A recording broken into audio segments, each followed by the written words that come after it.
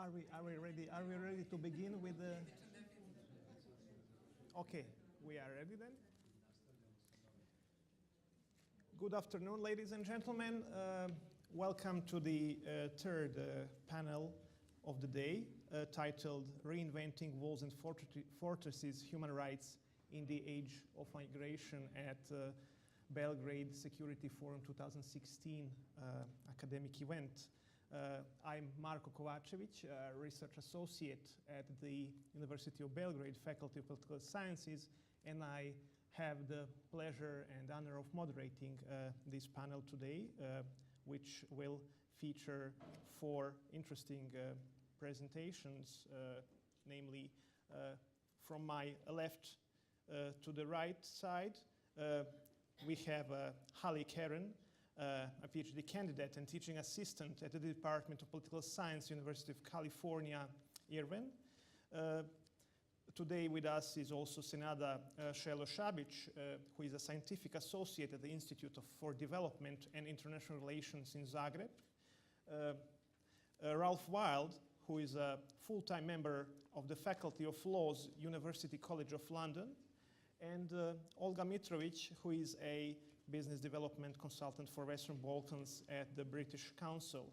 The discussant at today's panel is Tatjana Papić, associate professor of international law at the Union University in Belgrade. Without further ado, I yield the floor to Karen to present her paper titled "International Human Rights Treaties versus Bilateral Readmission Agreements, Implications for Refugees and Illegalized Immigrants." Please. Thank you. So first of all, I just want to say thank you so much for inviting me to be here. Thank you to the conference organizers. In particular, I want to thank Isadora and also Zoran and Sasha from the tech support, who I hope will have my PowerPoint up. Thank you. It's a slightly different title, Refugees, Readmission, and Safe Third Countries, a Recipe for Refoulement. Essentially, as states in the global north have adapted to the changing nature of irregular immigration through the adoption of legal instruments like readmission agreements, academics in international relations and international law, as well as human rights organizations, have responded by critiquing failed attempts at refugee protection, putting forward their own frameworks, and documenting human rights violations and breaches of international law. Drawing upon Jennifer Hinman and Alison Mounce's argument that current policies contribute to the externalization of asylum, as well as Alexander Betz's work on cross-persuasion, my paper argues that readmission agreements with safe third country clauses are inherently problematic in terms of refugee protection. Specifically, I examined the 1992 readmission agreement between Spain and Morocco as a way to investigate how these agreements work in practice, as well as an illustration of how the North-South impasse, as identified by Betz, which I'll talk a little bit more about later, is reified in international law, focusing on readmission agreements with safe third country clauses and supplementing academic research on treaty interpretation and international law with analysis by policy experts and reports from human rights organizations. My analysis considers the consequences of third-party readmission agreements with regard to international cooperation on refugee protection.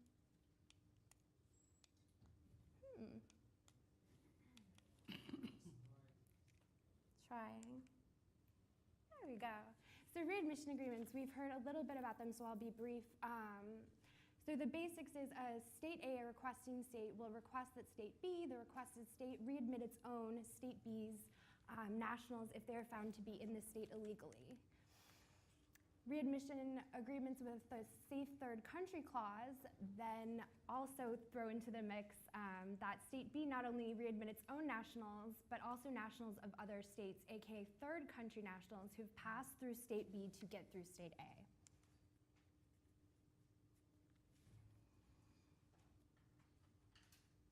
So I argue that readmission agreements with safe third country clauses are inherently problematic for several reasons. First of all, the safe third country, we're making assumptions about the safe third country, one of which is that it upholds human rights to similar standards as the requesting state. and also that the safe third country will treat third country nationals humanely. So these are two huge assumptions that are being made. As a result, there's breaches in refugee protection, miscategorization, and mistreatment. And Hinman and Mounts argue that these policies constitute a conscious externalization of asylum on the part of destination states, which can lead to neo-refoulement, or the return of refugees to situations of persecution. And while I think that they make an important point in terms of the responsibility destination states have to international refugee protection, readmission agreements are inevitably initiated by destination states and place additional burdens on countries of transit or origin, straining asylum infrastructures that are already in many cases underfunded and underdeveloped, as we've heard. However, rather than focus on intentionality, I want to focus on the actual effects of the agreements on human beings, and argue that the international community needs to look at the specific effects these agreements have on refugees in order to achieve the ultimate goal of refugee protection as stated in UNHCR's mission statement, safeguarding the rights and well-being of refugees. So the right to seek asylum is established in international law through the Universal Declaration of Human Rights, 1948. People have the right to seek asylum in other countries. And then, who is a refugee? Refugee is a very contested definition, and in practice, it has different applications and different ways that it is used in different states. But the UNHCR definition is a refugee is someone who has been forced to flee his or her country because of persecution, war, or violence. A refugee has a well-founded fear of persecution. So I think that's important to remember. What makes this particular, what makes it difficult to establish who is a refugee and who is not is something that's called in the literature as the asylum migration nexus. In other words, it's difficult to determine who is an irregular migrant versus someone who is a refugee or an asylum seeker in need of protection. So that's something that we've come across quite often.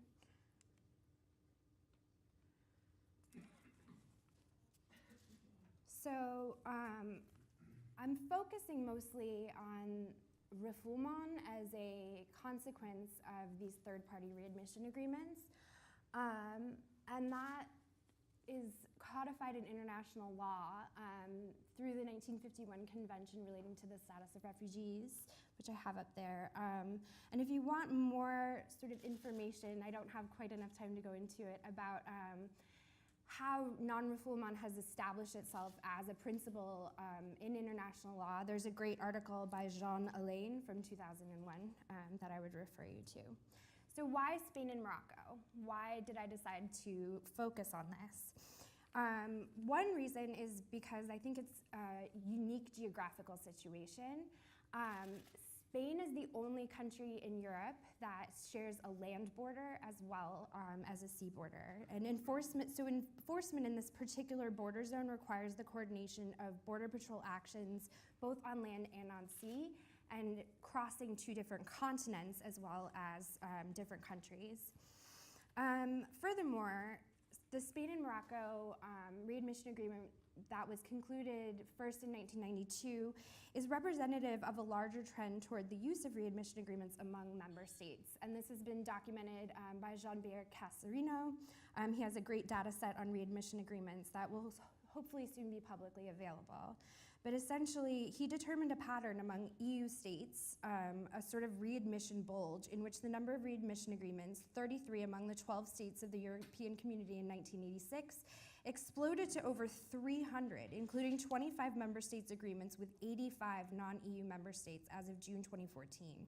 The Spain-Morocco readmission agreement was signed in 1982 and underwent several phases of implementation during this very period of, as Casarino describes it, unprecedented expansion of the cobweb of bilateral agreements linked to readmission.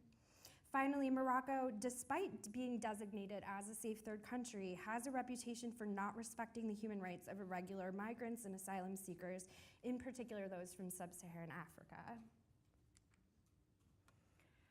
So there were several phases in the implementation towards the readmission agreement of Spain and Morocco, and I've listed a few in my PowerPoint presentation, but what I really want to emphasize is that essentially this particular readmission agreement has gone through different phases of implementation that are directly linked to economic incentives and other agreements that are going on between Spain and Morocco, as well as diplomatic crises as they arrive, or as they arise. So essentially, even though this readmission agreement hasn't changed on paper, the implementation has changed quite a bit. In 1992, Morocco refused to readmit third country nationals, and they did so for about 10 years, actually 20 years now that I think about it, until about 2012, when they finally decided through negotiating some economic trade incentives that they would indeed accept third country nationals that could be proven to have transited through Morocco.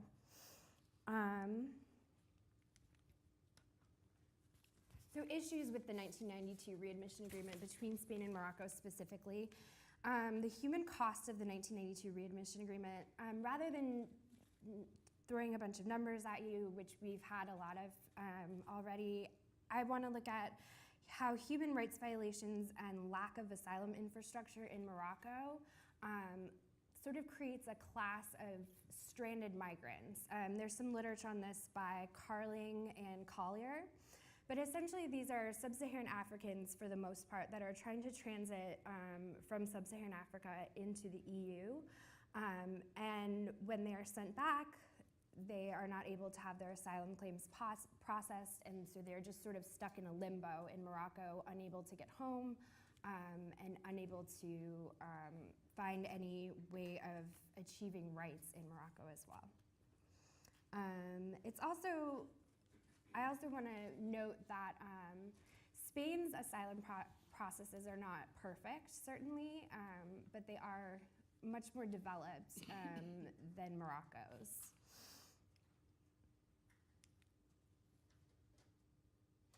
So looking forward, possibilities for cooperation on refugee protection. So BETS identifies an underlying dynamic in the international refugee cooperation regime, which is a north-south impasse, which he defines as a situation in which a problem primarily originates in and remains relatively confined to the south, while the economic and political means to address the problem are largely held by the north. So I think this is, again, a theme of this conference. How do we allocate resources so that we're all cooperating to this sort of burden sharing in an international refugee regime? BETS concludes that further developing the role of UNHCR as facilitator of cross-issue persuasion is the key to overcoming this impasse. However, even in BETS' own case studies, he notes that this is not foolproof. In fact, he laments the existence of readmission agreements as a major obstacle to facilitating cross-issue persuasion. Given the presence and progressive implementation of the 1992 readmission agreement, in addition to UNHCR's volatile relationship with Morocco due to the situation in Western Sahara, promoting a stronger role for UNHCR, I think, could actually be a hindrance to efforts toward cooperation on regional refugee protection in this case. So that's another reason I looked at this particular case, because of Morocco's problematic relationship with UNHCR. UNHCR might not be the only answer to overcoming the problems that are presented by these readmission agreements. So what do we do?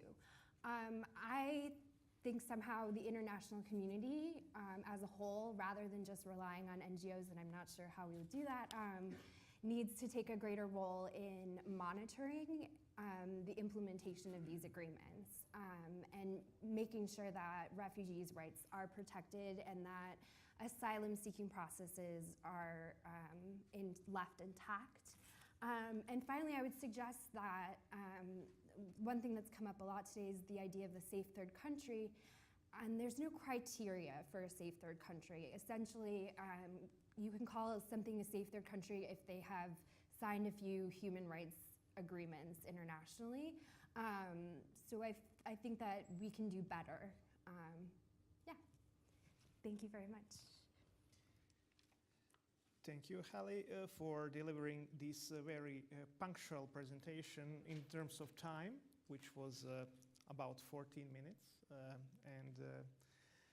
We have our next paper presentation by Senada Šelošabić of Institute for Development and International Relations from Zagreb, Croatia, titled Migration Between a Threat and an Opportunity.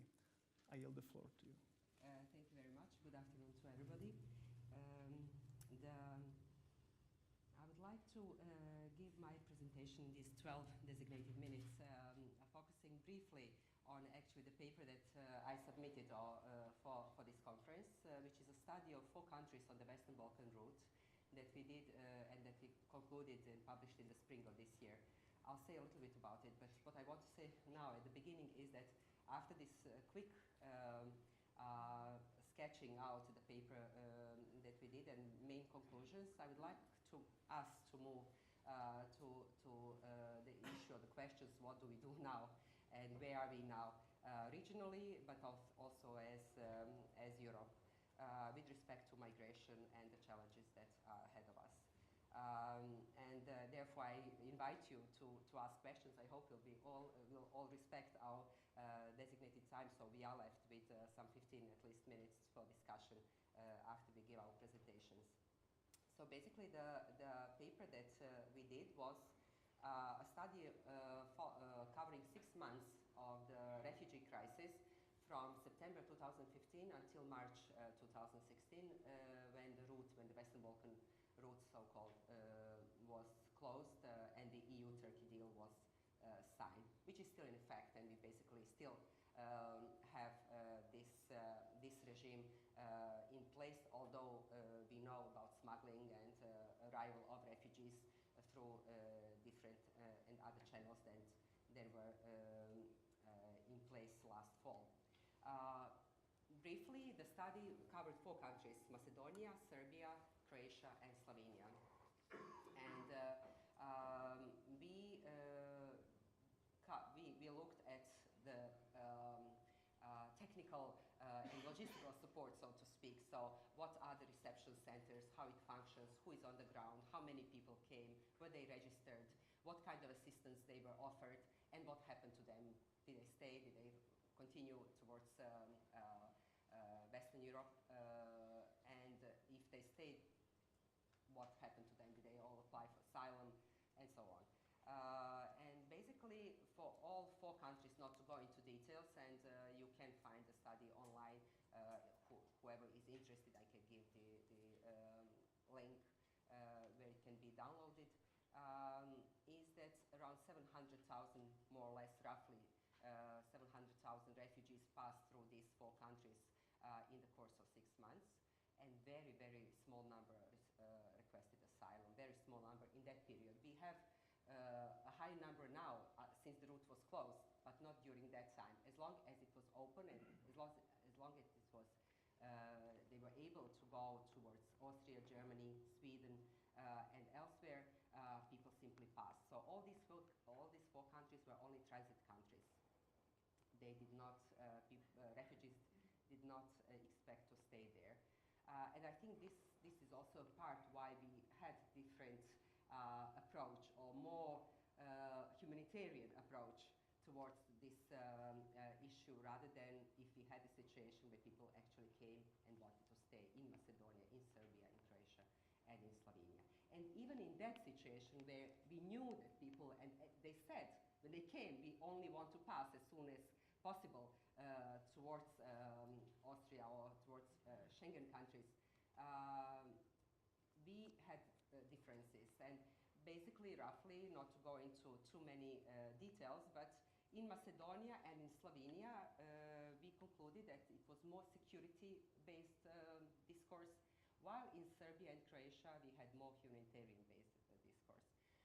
In Serbia and Croatia, the reason for this was that both political elites and the NGOs, so people on the ground, activists, and those who designed policies, or who went into forums like this and spoke about their country's policy towards refugees, used one key notion, and that was of the personal experience or national experience with refugees 20 years ago, or roughly in the course of the wars in the 90s. So both Croatia and Serbia used the same argument of having the experience of people being refugees themselves or receiving large number of refugees in their homelands, and therefore having empathy and the capacity to sympathize with those who are now going through the same challenges and same life disasters. In Macedonia and Slovenia, the argument was different, and both used the same argument, is that they're small countries, around roughly 2 million people, and that they would be overwhelmed and would not have the capacity to cater for a larger number of people if they stayed even for extended period, or whatever extended period would mean in the two cases. In Macedonia, the problem was largely ignored due to the situation in Macedonia itself, political turmoil, which is focusing or going around other issues that you probably know about. So migration was basically ignored until it really hit hard, and then when they decided to go with the army and water cannons and sprays and bombs to the border. And then it became political highly for a short time, then died again, and then erupted again. So it was very sporadic, very politicized, and with the main argument that Macedonia, in the situation as it is forced to defend Europe from Europe. This was the main argument, because refugees were coming from a Schengen country, from a European Union member state, namely Greece, into Macedonia, which is none of this, and then going again towards Europe. And then Europe expecting Macedonia, very hypocritically from their point of view, to cater and defend and be a reliable partner in a situation where Europe itself is not being so. In Slovenia, the issue, again, was mainly security-based, but it was not ignored. It was on the agenda much earlier, before the first refugees arrived in Slovenia, so it was very, very politicized, unlike in Macedonia. But then on the argument that Slovenia is not able to cater for a larger number, and that it's not going to be partner in ruining the Schengen principles and the EU regulations and rules referring to borders and so on. Again, just a brief sketch of what we have seen is also the fact that all four countries, if we speak only about four of them, initially felt individually very much under pressure to design their own policies. But what came out is that regardless whether you are in the European Union, as Slovenia and Croatia are, or you are a candidate country like Serbia and Macedonia, in this situation, when it is larger than your own capacity to handle it, and it's not your problem that you created, you have to coordinate. So coordination came slowly. And first we had exchange of accusations, and it was also election period in Croatia, which heightened the situation. Additionally, so we had the situation when Croatia closed the border to Serbia for the first time since the war ended, which then brought the speculations that a new conflict could emerge from this refugee crisis. Angela Merkel spoke openly about it. Whether she truly believed it or she only made a statement, I leave to you to decide, but the situation was politically also exploited to a large extent. But then we came to somehow we found a way to coordinate and cooperate, because it was soon realized that none of these countries wanted to remain, to be the hotspot, so to speak, or the unfortunate expression, the parking lot for refugees, and that therefore they all need to cooperate in order to assist the transit. We should ask ourselves, why do we claim to be reliable and responsible partners in EU migration policy management if our only contribution is to arrange for safe and as fast as possible, transit of refugees towards Europe. But this is something to think further. We are not in the situation where we have to handle and tackle the high number of people. So I think now we should rethink and engage ourselves in this capacity thinking, how much and are we able, to which extent, to take certain number of people and facilitate their integration into our societies. According to European resettlement relocation scheme, Croatia is supposed to accept 1,600 people. So far, only 14 people arrived. And I think this whole scheme is actually failed already, although we still claim that the policy is in place. The same situation is elsewhere in Europe. So I think we will be forced to find new mechanisms, even without the new high refugee waves, with the people who are already in Greece, in Italy, and elsewhere in Europe. But this on site, and I leave here the comparative report on the refugee crisis on the Western Balkan route. I would like to engage a little bit into thinking what happens now and what can we expect from now on. I think we need to be realistic, despite the fact that probably most of us are people inclining towards liberal values and Europhiles and people who believe in the European project based on principles and norms, as we heard a lot this morning. I think we also have to be realistic and realize what is happening on the ground. And I think reset is coming.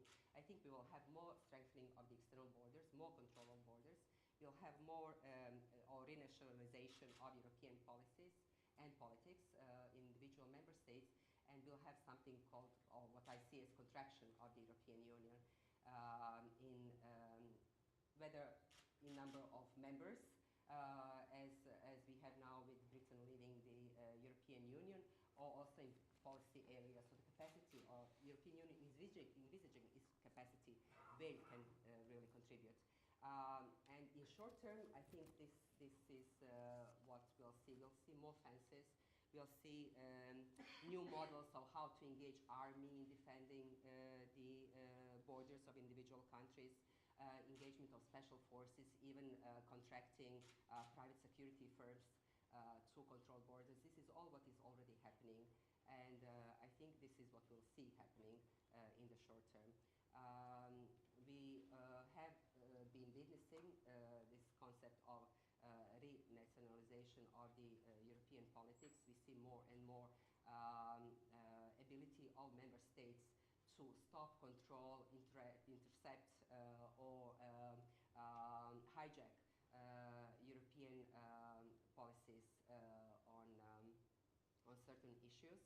And with the UK leaving the European Union and expecting elections in France and Germany with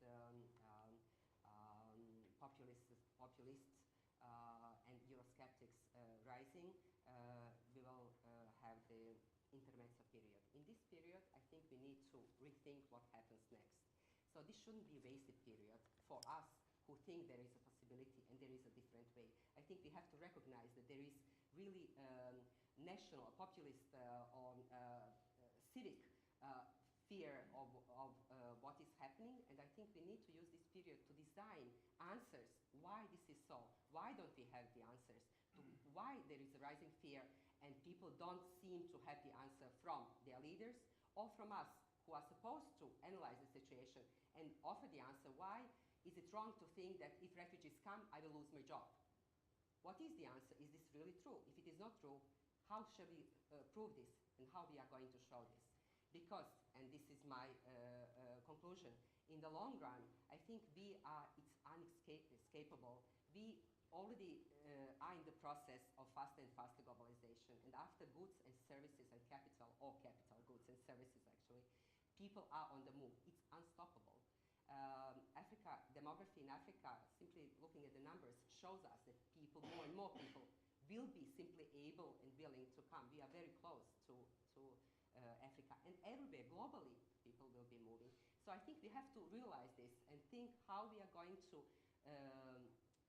not jeopardize our own national policy, securities, institutions, and well-being by being creative and open enough to think about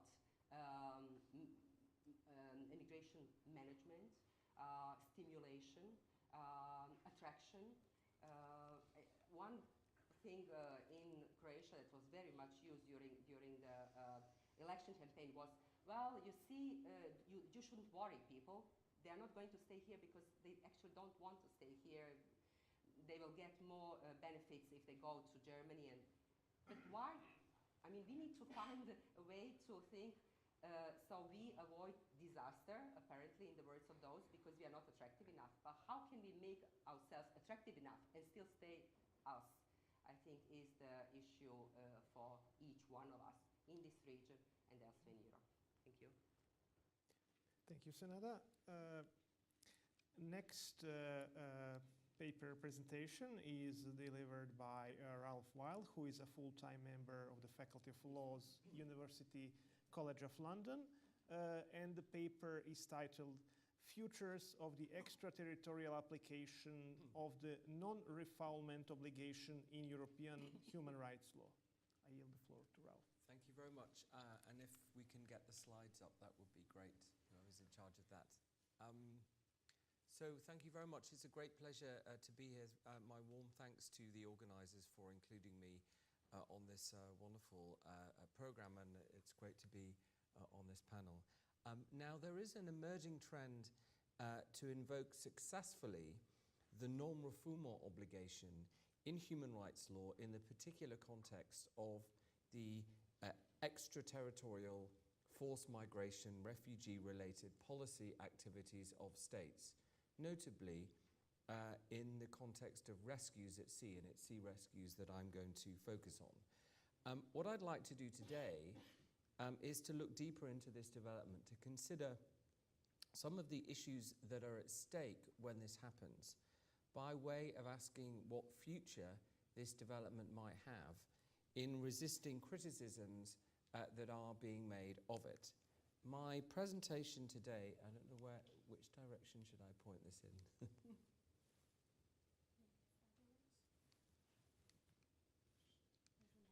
Oh, is it that one? I don't know. Let's try that. Yes, hurrah.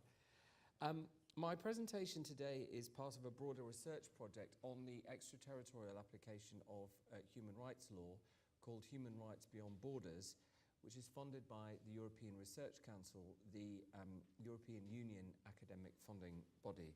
Thank you, European Research Council, and thank you, European Union.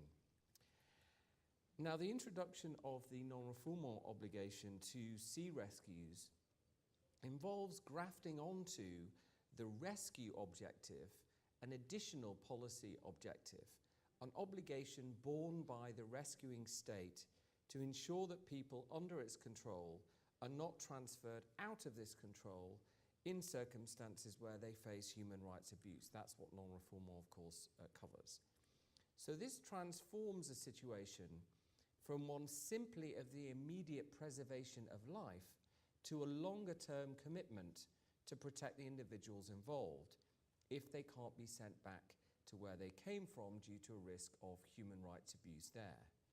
The rescue then is just the start, a gateway to a new and, for the individuals involved, existentially determinative relationship between them and the rescuing state. Now, some have questioned whether this process creates an incentive for people to put their lives and the lives of their families at risk through dangerous sea crossings. In other words, that part of the reason people are willing to take the risk is in the hope that if things go wrong, they might be rescued, and the rescue itself might more broadly realize the purpose for the crossing in terms of obtaining longer-term protection, because the rescue itself will trigger a protection relationship.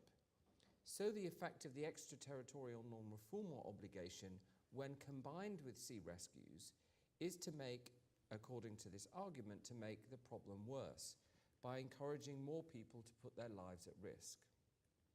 In the same way, it's argued that this obligation in sea rescues does the job of the smugglers for them, thereby incentivizing and enabling the smuggling industry itself. People get from the rescuing state what they've been promised by the smugglers. and also reducing the costs of risk-taking by the smugglers. If things go wrong, states will step in.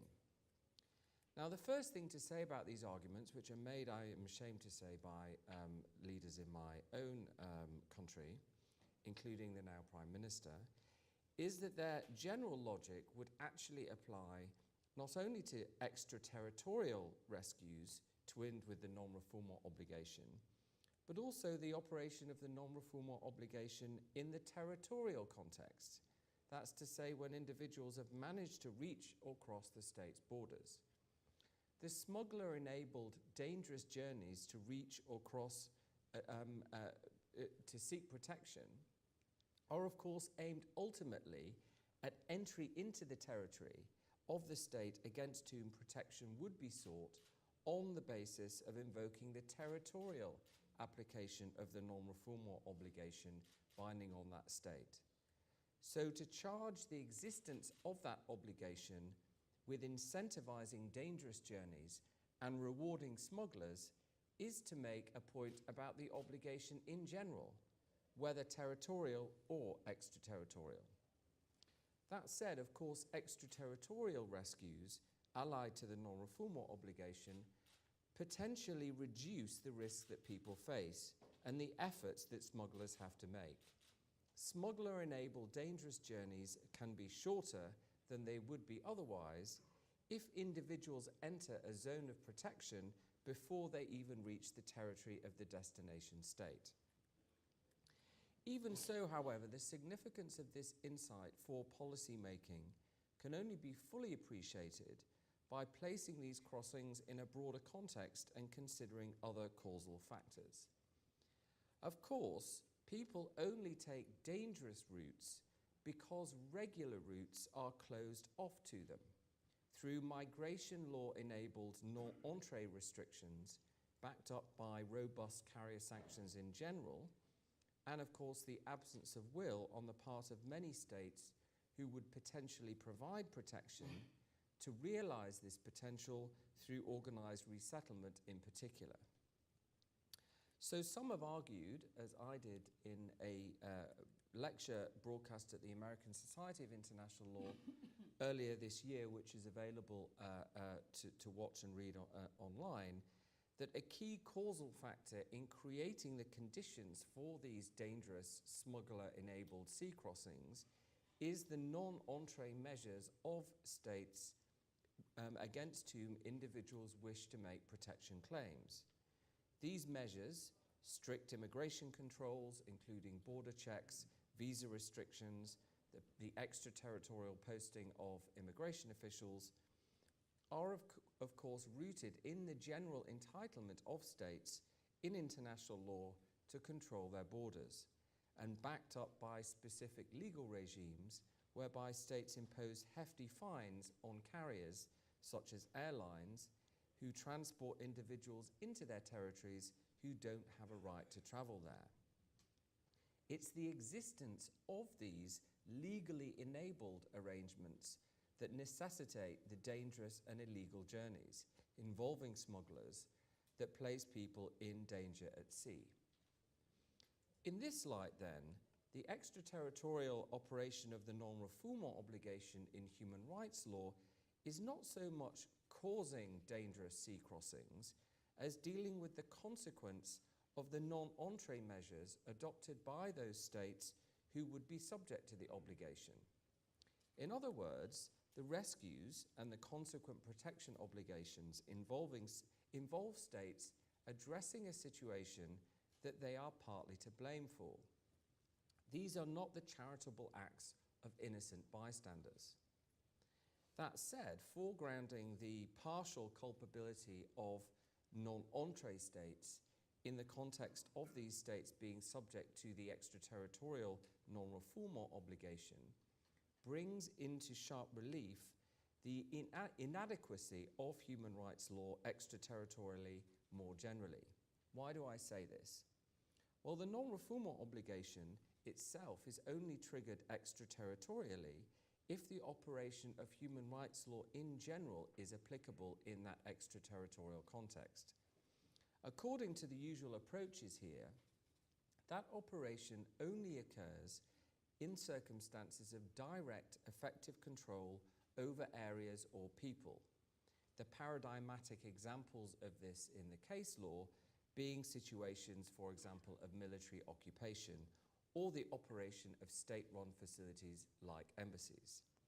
There is considerable debate and disagreement here on the limits of the test, but more fundamentally, this is all within a relatively narrow spectrum when one thinks of the realities of how the actions and emissions of states have an impact on human rights beyond their borders.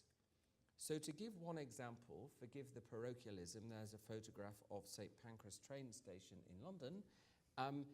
This is of the extraterritorial operation of immigration checks. So there in London, people wanting to take the train to Paris or Brussels are checked for their immigration entitlement to enter those countries by Belgian and French immigration officials in London.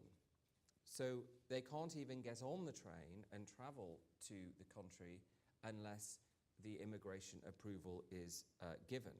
So this is, of course, a quintessential extraterritorial immigration restriction. Even if we could regard the non-refoulement obligation as applying in that context to those restrictions, therefore affecting the rights of directly of those travellers who go to the immigration official and try to get on the train, of course they have a much broader disincentivizing effect to a much wider group of people, deterring them from even attempting to make the journey in the first place. This broader causal relationship isn't covered by human rights law, since apart from anything else, the people affected by it don't fall within the conventional test for the extraterritorial application of human rights law. They're not subject to the direct effective control of the foreign state. But where the non-refoulement obligation does apply extraterritorially, so clearly rescuing people at sea does bring them within the control of that state, it does amount to states being obliged to face up to the consequences of their non-entree actions.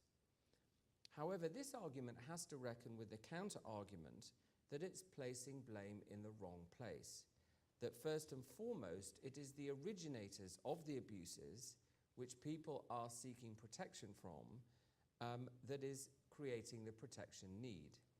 So in the obvious case of Syria, for example, it's argued that Assad, the anti-government rebels, and IS are the ultimate cause of the civil war and therefore the forced migration from that country. And that therefore these actors are the cause of those dangerous sea crossings, which would not be happening at all if people hadn't been driven out in the first place. So to place the blame on the non-entree measures of other states and the role of international law in enabling this is to miss this more fundamental causal factor. Well, the first thing to say here is that issues of causation are, of course, complex and usually not a matter of either or. Even if the movement of Syrians that the perilous sea crossings form part of would indeed not be happening but for the civil war in Syria, of course this does not mean that other states are off the hook if their responses are making a bad situation worse. But in any case, this argument ignores the broader structural and historical factors that tie other states to the actions of Assad, the anti-Assad rebels, and IS, whether it be food security and climate change, the legacy of the Iraq War, and the partially determinative involvement that some of these states and their proxies have in the region in general and within Syria in particular. Ultimately, in an acutely interdependent and unequal world, it's naive to regard the phenomenon of forced migration as not in one way or another structurally linked to the actions of developed states and their economic, military, and geopolitical activity. If then the policy is indeed to end dangerous and smuggler-enabled sea crossings, then the starting point for critical analysis should be these structural links and various ways international law nurtures them. The common failure to take this approach and instead to foreground relatively marginal issues is supported by what I mentioned before about the relatively limited extraterritorial scope of human rights law as generally understood, which addresses the extraterritorial projection of power only insofar as it's unusual in frequency and exceptional in nature, rather than, as we know, actually commonplace and widespread. In this context then, and to conclude, I would argue that the limited extraterritorial application of the non-refoulement obligation to rescues at sea in the context of the migration crisis can be viewed not as a driver, as a cause of dangerous sea crossings, but rather as a marginal, partial gesture of responsibility that fits within a much broader but legally and politically absent liability in which international law plays a key role. Thank you. Thank you, Ralph. This presentation hit the 15-minute mark, so this was quite well timed. And we have our fourth panelist, Olga Mitrovic from the British Council, who is going to present her paper titled "The Syrian Refugee Crisis and Its Impact on the Common European Asylum System, Stripping Away the Human Rights Dimension." I yield the floor to Olga. Thank you, Marco. Good afternoon to everyone. I would just like to clarify so there's no confusion. I'm not here in the position on behalf of British Council, but rather as someone who is migration consultant and migration researcher and who was working for years for a government, and I am, so kind of have the two hats moment here. But to link my presentation with the previous one on the Western Balkans migratory route, because essentially that's where it all started from, I think if you were to say to anyone back in May 2015, when pressure was started and we had few thousand people coming in on a daily basis, that within few months we're all going to be witnesses in a 21st century Europe to the fact that member states will be welcoming refugees and asylum seekers with pepper spray, with tear gas, with erecting border fences, with erecting walls, with scenes such as Kelati Station. I don't think even the most hardcore cynics would believe it and could envision such scenario. But it did happen, and sadly it's still ongoing. And what's even more ironic is that was the year when a common European asylum system was supposed to become operational. Now it seems actually very hard to explain to the wider public that the paralysis that the EU has been faced with for the past year and a half, that in such a situation there is such a thing as an asylum system which has been developed since 1999, so for almost 15 years, but sadly that is the case. And that is going to be the focus of my presentation. Obviously there are many multi-layered answers to the current migration crisis, and several of them were raised here, from the rise of right-wing nationalism to the failure of public policies to the moral crisis of the EU, to what I really liked in the first panel, the new emerging policy making through funding and the use of development aid now, so we would not have migrants on this continent. So there are many ways to explain it, but seeing how I was someone who worked as a practitioner in asylum policy, what interests me the most was what was so rotten with the common European asylum system that it managed to completely dissolve over less than a year, faced with 1 million migrants. We keep on talking about unprecedented influx of Syrian asylum seekers. We're talking about 1 million people over a scope of a year on a continent whose population is 500 million. That's 0.2%. And when you take into account, again, that this system has been built for past 15 years and that we actually have institutions and legal frameworks and budgets and funds in the EU who are supposed to deal with asylum policy, that's when you know something is really wrong. So My research question is, as I said, are the developing incoherences and the structural shortcomings over the years of common European asylum system, because people usually blame Dublin, but actually the field is way more nuanced than that. And in order to answer this question, I have looked at three major issues, and the first was the content of the core asylum directives and how they evolved over the years. The second was the very complex negotiation and adoption procedure of the EU asylum law and the interplay between the different European institutions. And the third was the level of implementation.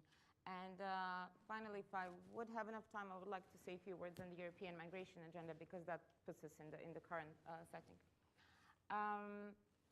But first, so regarding the development of the asylum system, there were two phases. One in 2005, when the first directives were adopted, and the second one that started from 2013 onwards, when actually after years of implementation, the policymakers have perceived that the directives were not leading to the level playing field, but rather to the different levels of implementation. And the recast directives were supposed to address this issue, but still did not succeed. Essentially, there are two major directives. That is the Asylum Procedures Directive, the Qualification Directive, the Reception Conditions Directive, the Dublin Directive or Convention and Tour Regulations, and the Eurodac. And these are the five core instruments that the EU has at its disposal for dealing with asylum seekers in a very, very detailed and elaborate manner. When all of these core documents were adopted, almost all had very, very severe shortcomings, pointing to the fact that the directives were not as much respecting the human rights of asylum seekers as much as they were protecting the interests of the member states. For example, the Asylum Procedures Directive was almost, UNHCR started calling for its withdrawal once it inserted the safe third country and the safe country of origin because of the fear of indirect refoulement and everything we just heard here. The Reception Conditions Directive did offer some good housing solution, medical care, social assistance, decent living conditions for asylum seekers. But the problem soon arose when it was noticed that its level of implementation was varying greatly. And you already had in 2007 a huge problem in Greece where over 40,000 asylum seekers were living on the streets with no adequate living conditions. And it wasn't just Greece. It soon followed in Bulgaria, Malta, Italy, as we heard today, and other countries. The qualification directive was actually, surprisingly enough, coined very well, but still its problem was in implementation, as I will explain. And then we have the Dublin system, again, what is usually said to be the main flaw of the system, so a very unfair mechanism that allocates all the responsibility for asylum procedure to different tier border states, keeping the kind of rich north outside of the kind of first blow. So as we can see, all of these documents, as I said, already in their final versions were not incorporating enough of human rights standards and enough of asylum protection, and were already leading to some problematic implementation. This is partially a result of, and that is my second point, of the very nature of the negotiation and adoption of legal instruments in the EU. It is a very, very complex procedure involving European Commission, European Parliament, which are traditionally renowned as a more liberal actors. Especially Parliament used to be considered to be a guardian of liberal values, which we know is probably not going to be the case in the future with the current right-wing structure. But you had these advocates for human rights of asylum seekers, but then the final verdict would come from the Council of Ministers, who, of course, would put more restrictive clauses. And this was partially explained in theory by the venue shopping theory, and that is to say that actually member states, especially Western liberal democracies, are usually actually reluctant to introduce very restrictive laws on its national territory. Again, I'm talking about the period 7 or 10 years from now. Now it's very different, we all know. But they're usually very reluctant because they have civil society that keeps them accountable. They have jurisprudence, which is usually in favor of human rights. So it would actually be usually much easier to push certain agenda items through the European adoption process and then blame it on the other member states and blame it on the Council of Ministers.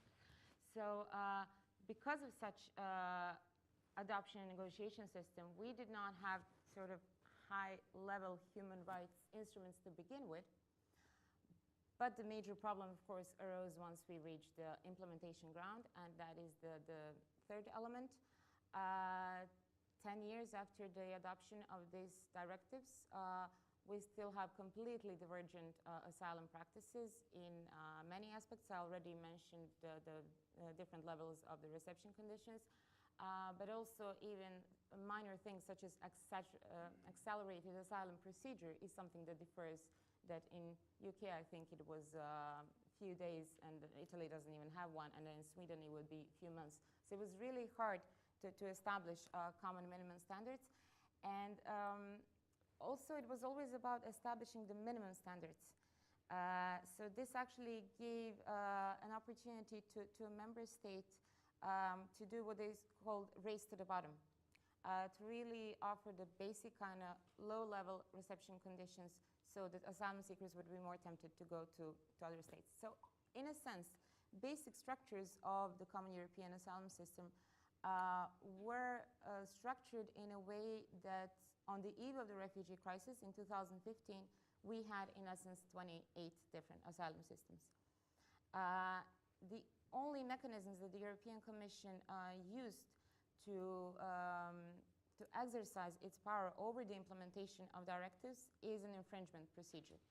And the infringement, actually the best way to know how bad the things got in 2015 was that already in September of 2015, there were 40 infringement procedures initiated by the European Commission towards 19 member states.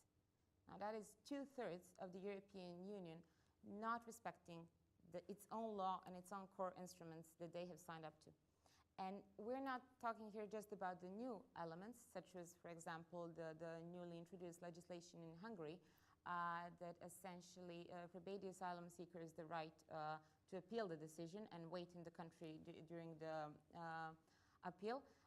But also some of these infringement procedures were referring to the fact that 8 or 9 or 15 different countries still did not transpose completely the qualification directive, the reception procedures directive, or some of the provisions of Eurodac. So as we can see on the implementation level is actually where it got the worst. And of course, Greece is a notorious example of that, since we know that since 2007, NGOs and UNHCR have been warning that the issue is burning, but still the country has kept on returning asylum seekers via Dublin transfers to Greece, making additional problem. What does the European Commission do? In 2010, they issue an infringement procedure. Greece makes another action plan. However, the funding doesn't kick in, and the problem kind of continues until it skyrockets up until 2015. So obviously, there were big problems to begin with. But what's even worse now in the current setting is, I think, the moment in May 2015 when the European Commission this time, so remember the one liberal actor that was drafting proposals of a rather nature that would protect the human rights of asylum seekers, what they do is publish European Agenda on Migration, which is sort of a blueprint for future both short-term and long-term migration measures. And this is where we see the discourse changing quite a lot. This is where we notice the absence of human rights language. This is where most of the priorities are on security aspects, enforced border management, increased funding for Frontex. There are operations at sea, of course, but most of it is envisaged with the idea of keeping migrants away.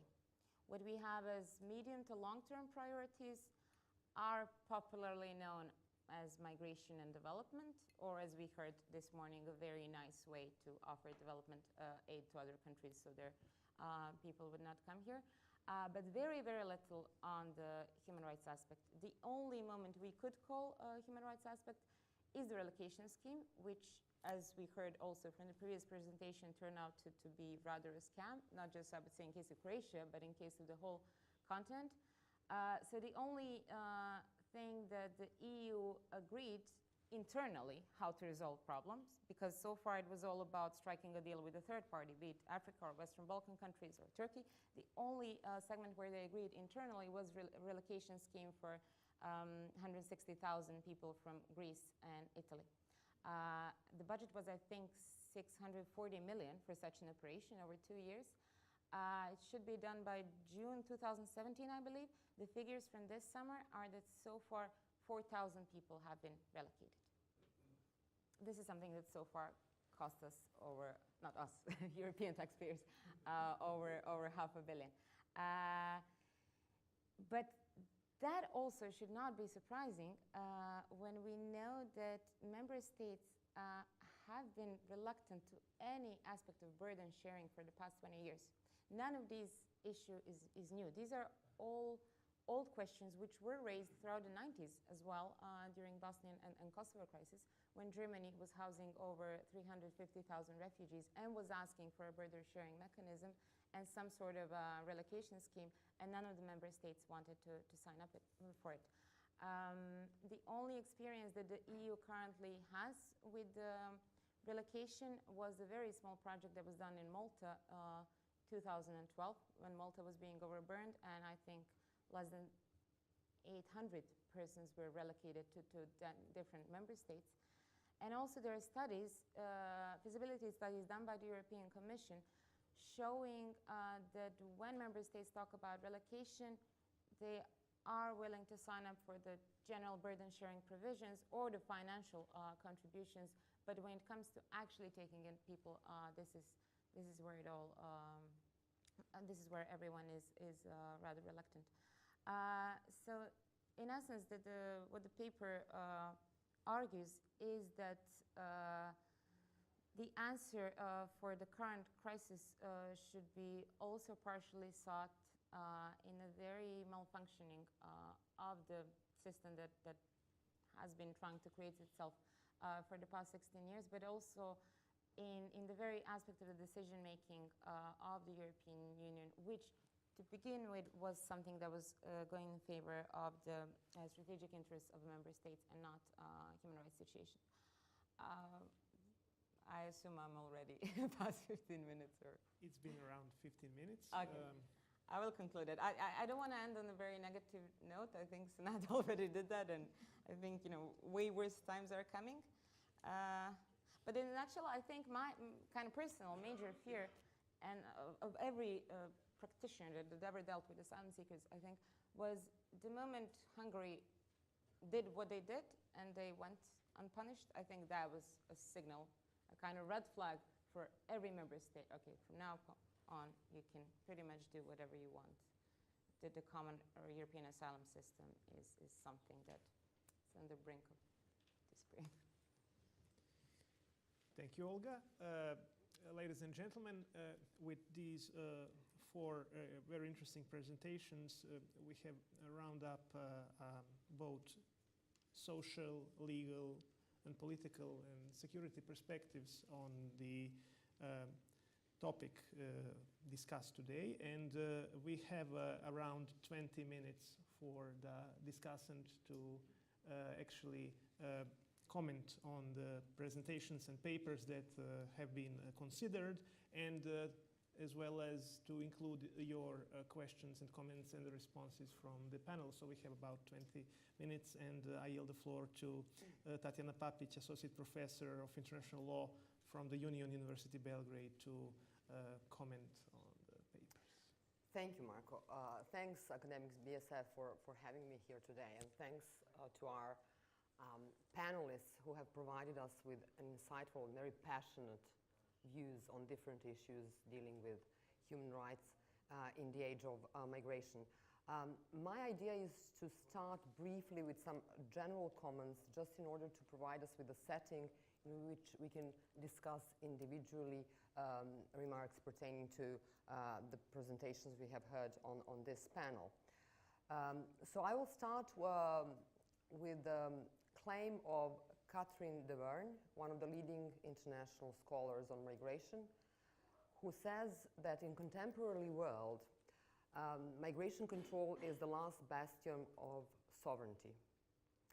And she claims that the contemporary states view their migration control as the last refuge for these huge globalized forces which diminish their capacity to influence their policies in many fields. All presentations we have heard today, not only at this panel, but on the first and the second one way or the other deal with the result of such an attitude of states. In such a setting, in such times of mass influxes we live today, protection of the migrants in general is shrinking, while the rhetoric on the border control naturally grows. And then you perceive migration as an external threat to the internal security of a country, a threat to socioeconomic welfare, even a threat to cultural identity, which we were having more insights on our second panel today. So the paradigm is the following, that sovereignty traditionally functions as a modus of a claim to exclude. And this exercise of the sovereign prerogative is limited, as you all know, and these points have been raised by all of our panelists. It has been limited by a few refugee law and human rights rules created on the international level. However, there is no comprehensive normative setting. There is no institutional setting with dealing with the issue of migrations. So therefore, the common impression is that these rules are actually impotent. I mean, we all have a frustration, and we are all mentioning we should enhance monitoring, we should enhance implementation, and this is all due to the fact that actually the implementation of these international rules is almost exclusively left to the national authorities. The only particularized system of effective implementation pertains to the substantive protection afforded by the prohibition of non-refoulement before the human rights monitoring bodies. And Ralph has mentioned in his presentation jurisprudence of the European Court being such an example. And although international human rights law are not that wide, I mean, actually they're very narrow in the sense of the protection of irregular migrants, as they call them in general, they in a way remain the most effective way of challenging the way that states exercise their sovereign prerogatives. So to turn now finally to the specific points from our panel, I will have a few points to make and a few questions to pose, directed specifically at Hallie and Olga, due to the fact that I had an opportunity to read their papers in advance, and then I will give a short comments on the go to Senada and Ralph at the end. So to start with Hallie, I think that your paper sheds light on a very important aspect of the immigration policy in many states, widely used, especially European states, and that you have very well documented what happens with these people who have been turned back to Morocco under the criteria of a third safe country. I would suggest that you put more emphasis in your paper. I mean, it hasn't been seen in your presentation, but I will make a fine-tuning into the following respect. Your argument should be put more clearly into the context of the implementation of these agreements, and especially informal practices of return a country develops while implementing them, because many problems actually stem by the nature of the deficiencies within the national system, not the very readmission agreements. Readmission agreements rarely come out with issues contrary to the human rights and refugee law as such. the trouble is with their applications. Sometimes they even include human rights in their preamble. Some readmission agreements, like UK and Albania readmission agreement, they even have a provision requesting their implementation in accordance with the human rights treaties. So readmission agreements as such legally cannot be viewed as a threat. The trouble comes with their implementation in these informal practices a country develops. So on that note, my question to you would be, what would be your ideas? What can be done with the very admission agreements in order to secure their better implementation? Inserting human rights clauses, would that work? Inserting this implementing, having in mind international human rights treaties. I mean, that kind of insertion wouldn't be necessary if the states would abide their general international human rights obligations. My second point leads to a concrete question. You have decided to exclude EU perspective from your paper. You have chosen Spain, Morocco, and analyzed that agreement. I think it would be good, and it would serve your argument in multiple ways, if you would view readmission agreements as the component of the EU immigration and asylum policy in a way that it falls within the area of freedom, security, and justice, and therefore it's shared between the member states and the EU, as Olga mentioned in her presentation, and many of the troubles with the way how states implement their obligation lead to that. So to go back to the question, for example, you failed to secure a readmission agreement with Morocco, and it's trying to do so since, I don't know, 2000, maybe 2001. So is that in any way relevant to your argument? Maybe it's not, maybe it is, but I would like to hear more input on your part in that regard. And my last point would relate to the last point you have made. In your efforts to preach for more efforts on the behalf of international community to provide mechanisms which would protect people both in the country of origin, transit, and destination, you suggest that the first step into that direction is to create criteria on third safe country, on safe country of origin, which would not circumvent but uphold a non-refoulement principle. How would you consider a claim that these criteria exist? That there are criteria on international level which direct you to what a safe third country would be, what a safe country of origin would be. The Refugee Convention can serve in that respect. UNHCR position papers can direct you into that. So basically, my opinion is that the problem is not the lack of criteria, but the lack of their implementation, as you mentioned partly in relation to the readmission agreement. I'm only emphasizing this because we should use what is negotiated a long time ago and make it work try to find a way to make it work in the contemporary context, which is very hard. I'm aware of that. To move to Olga's paper, which tackled causes and provided us with a preview of the structural deficiencies of the common European asylum system. The first question is an easy one. Do you argue that actually this system was not built for mass influxes and therefore it collapsed and faced them? Or do you argue that these mass influxes only revealed the deficiencies of the system?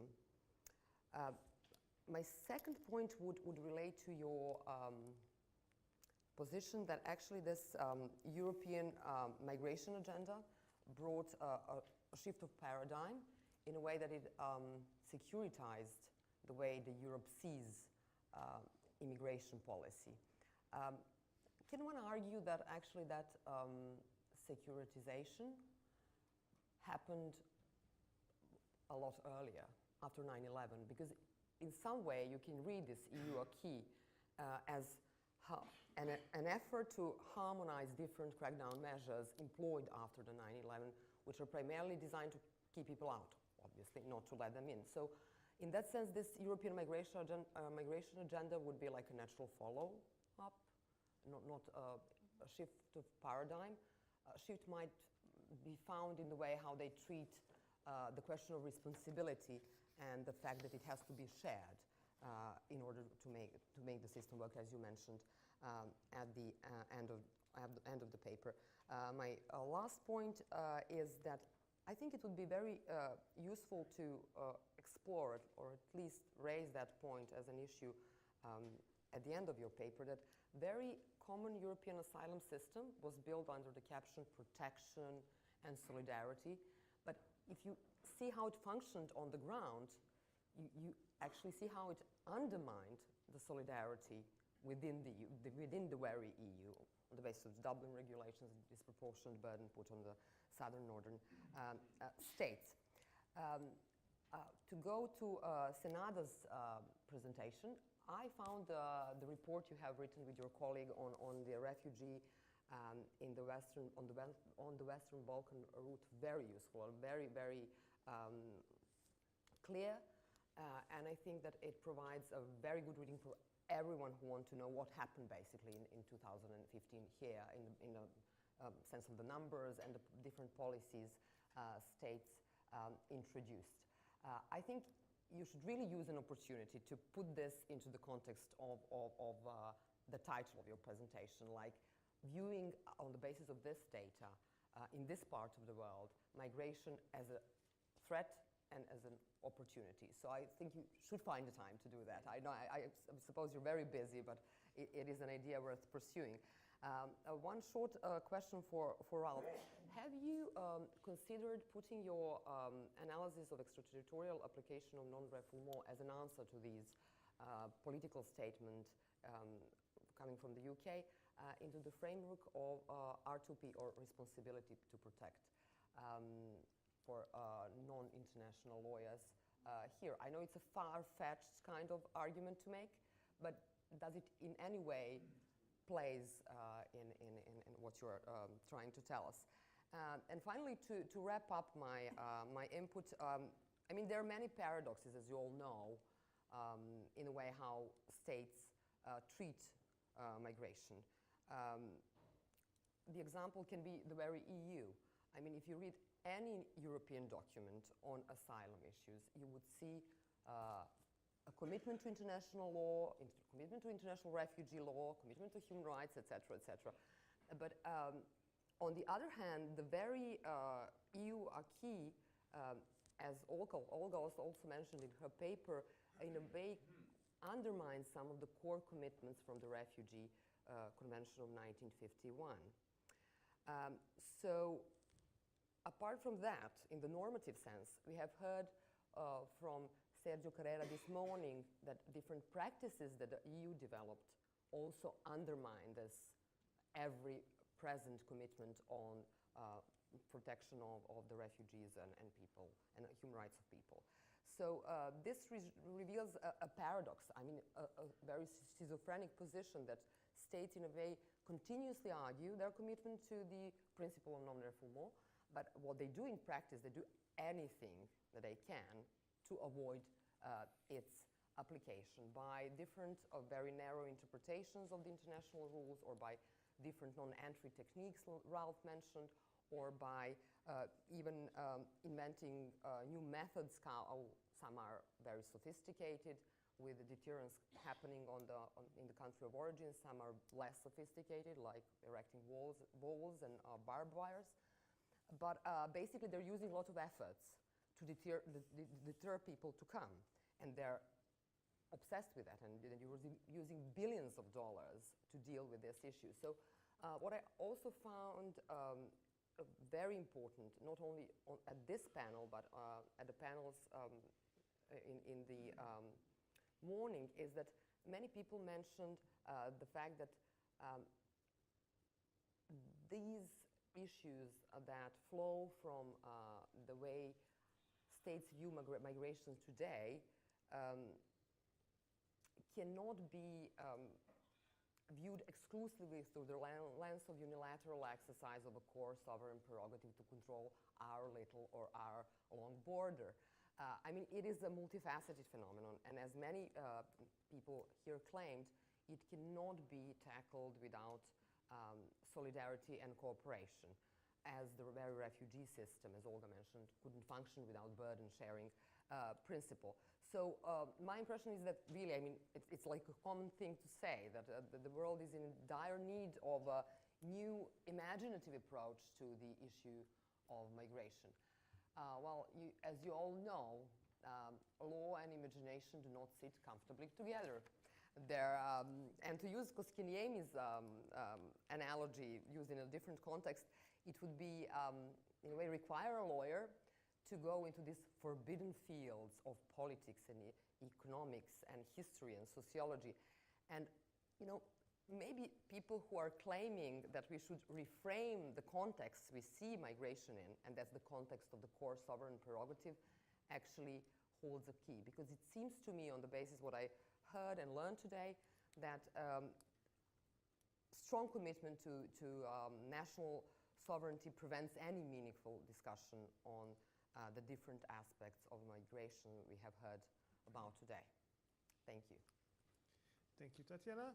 I think we can allow maybe one or two questions from the audience, if there are any, before we allow our panelists to quickly comment on what we have heard from the commentary of our discussant. Are there any questions or comments from the audience? If there is one, please. Thank you very much, and thank you for very interesting, thought-provoking presentations. It's always nice to be around academics who are more open-minded and a little bit more provocative than people coming from my very own sector, which is the governmental sector. I'm working for the Swedish Migration Agency, and I'm posted here as a migration liaison officer in Belgrade. I would like to make a few remarks concerning what has been said. First of all, I think we can, of course, all agree upon that the EU system as such failed, and that it was actually shaped in a more theoretical context, and when it was put on trial and we had a mass influx and states were put on trial, it indeed failed, and now the EU is in the process of presenting new solution, which is of course quite difficult. A lot of interests to balance between. Relocation is of course one of the major instruments here, and very often we are rightly so speaking about the commitment of EU member states, but I also think that we shouldn't forget the wider context either, which is outside perhaps the narrow migration and asylum spectrum, which is the preferences of migrants and the economic reality in Europe, which actually creates a situation where it is not as easy as it may seem on a paper. We are 28 EU member states, and as some of the presenters mentioned, indeed we are looking at maybe 1 or 2% of the population in Europe. Still, the reality is that only 4 or 5 EU member states are taking on the burden of roughly 80% of the asylum applications in Europe. Sweden being one of them, the country I'm representing here. Last year we ended up on a figure of 164,000 asylum applications before there was a shift in government policy where I wouldn't say that we have closed the border, but we have ID checks in Denmark and border controls installed in southern Sweden, a new legislation which was installed in July, which very much limits the possibilities of receiving a residence permit. But getting back to the issue of a relocation, so again, it not only fails because member states are unwilling to take their responsibility, which they have signed up to, but we're also witnessing a reluctance of the migrants themselves also to take the opportunity to go to certain member states. So the relocation program is simply not attractive enough, while there is still a system in place that says if you don't opt for the relocation and you manage to get to a certain member state without having lodged previous application in any other member state, then you will remain there and you will be processed. So this is, of course, an incentive to continue you please maybe just the wrap journey. up the commentary, please? Yeah. So that was basically my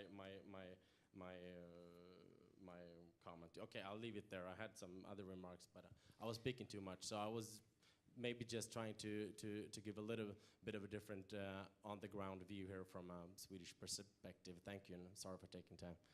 Thank you very much. Then we have, let's say, about 5 minutes to offer the chance to the panelists to comment on the discussant's intervention before we conclude with the panel. So who is going to be first, maybe in the order that we heard the comments? I can start, and I will be very brief. I really appreciate your comments on my paper. I'm just starting my 3rd year of my PhD program, so I need lots of feedback, and I really appreciate it. As to even in the Spanish-Morocco agreement, there is like a nod to human rights and to non-refoulement of refugees. It's just that you're correct. In implementation and in practice, that does not occur. So I need to make that more clear in my paper, and I really appreciate your feedback on that.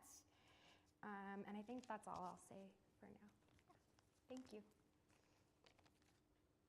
Olga, would you like to? Yeah, well, first, thank you very much for the question on whether the system was designed to be able to incorporate mass influx. I did not mention it in this paper because I wrote a separate paper on that. But sadly enough, there is a mechanism that can be triggered, and it's called Temporary Protection Directive, and it was coined in 2001 and adopted also as one of the core regulations after Bosnia and Kosovo experience.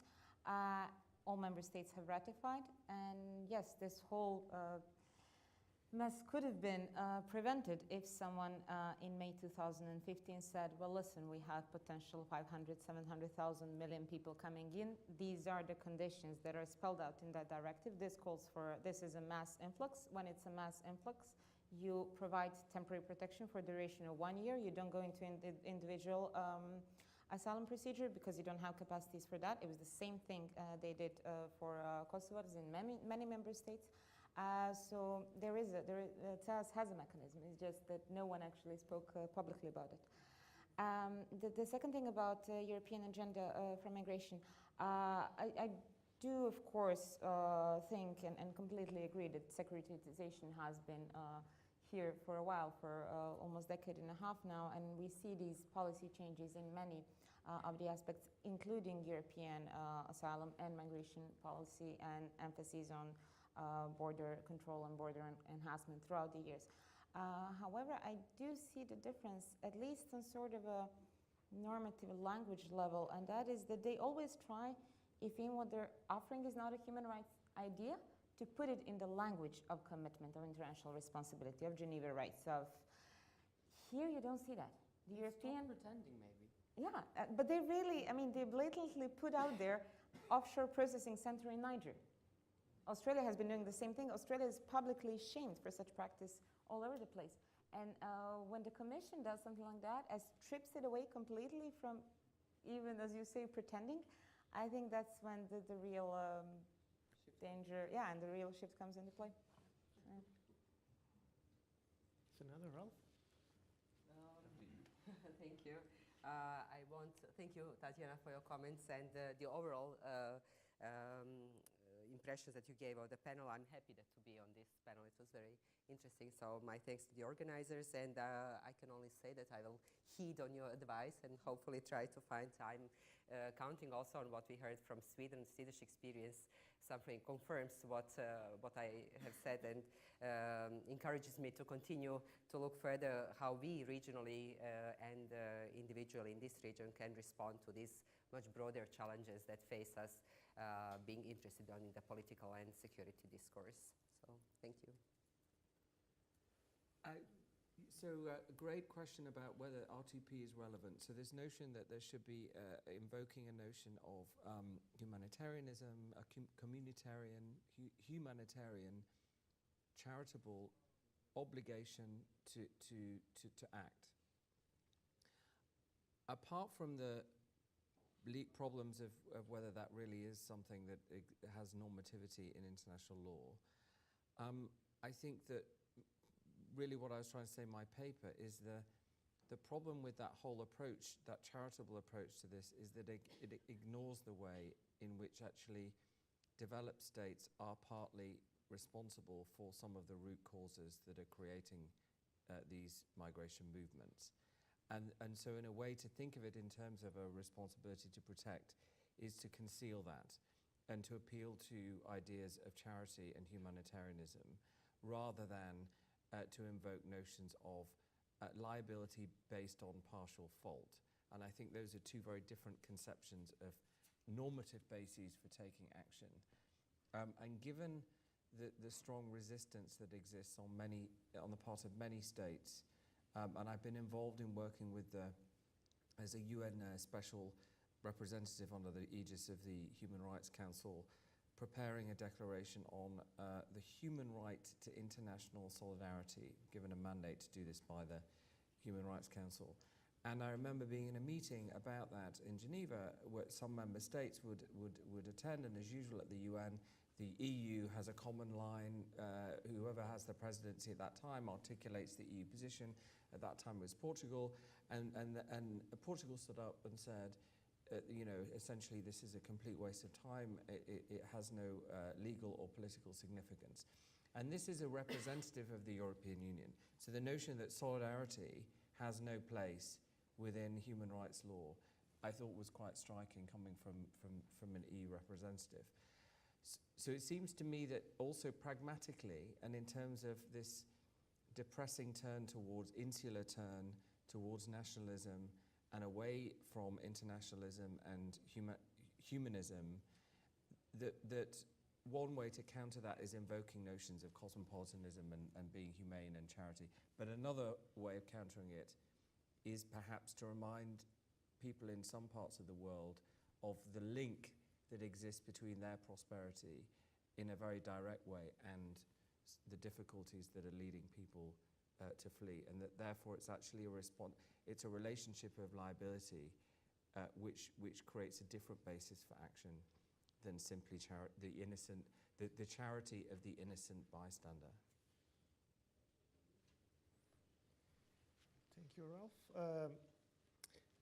Ladies and gentlemen, this has been really a very interesting panel where we have heard a lot of interesting arguments from both legal and political and social side. And as a managing editor of Journal of Regional Security, which is actually taking part, and you can see the journal is on the back. So the papers that are presented at this academic event of the Belgrade Security Forum 2016 are going to be considered for publication in the Journal of Regional Security. And from what we have heard today during these three panels, I'm sure that there is going to be a lot of interesting articles published either as a regular or special issues from the authors that submit their papers. And I would like to invite you all to give a warm round of applause for our third panel.